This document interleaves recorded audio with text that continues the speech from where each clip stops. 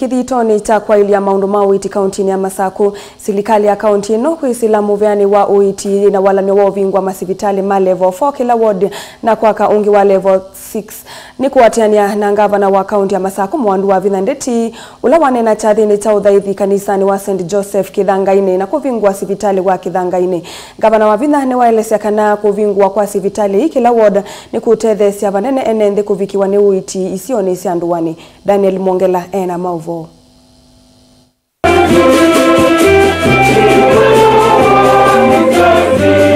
Gavana wa kaunti ya Masaku Mwandu wa Ndeti nena kavindani kala wavika chathini cha uthaithi kanisani wa St. Joseph Kithangaine na itino sezoni ya kuvingwa sivitali wa Kithangaine dispensary ni waelesekana nimekuendea na kwaka sivitali isione sikivothukani ward ni sionde simeongwena na mituki kwambia sivitali wa level 6 na sivitali wa mother and child ulova neo kwambiwa ndini wa siumo ile siukite. Level 2s can only treat to a certain level. If they cannot do it in that, and there are some medicines that cannot be given here in level 2. So from level 2, they'll be referred to level 3. If level 3 cannot handle, they'll refer to level 4. If level 4 cannot handle, they'll refer them to level 5. And if we cannot handle it in level 5, we send them to level 6, Kenyatta. But can I tell you something? We have built our own level 6 hospital in Machakos County, and in the next 2 years I'll commission the mother and child first. The horizontal infrastructure will be there. So soon, by the grace of God, we will not have to go to Kenyatta National Hospital.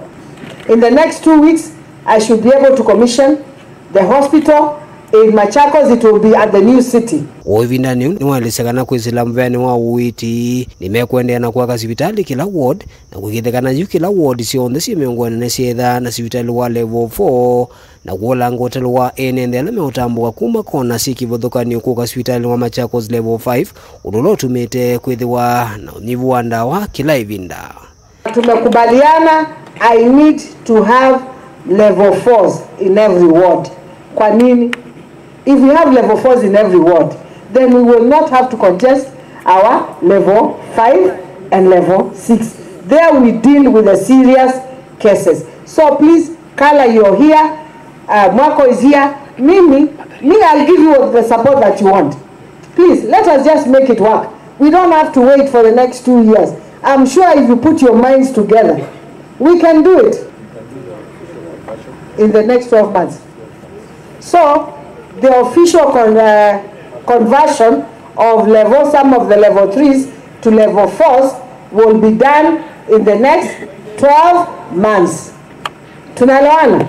Tukifanya hivyo, I'll be able kuleta madawa mingi huku mashinani. Wale watakuwa wakipiga kelele kutoka Machakos, wengi mjue sio hapa kwetu. Daniel Mongela, Mutungu TV, kumva mwala kauntini ya Masaku.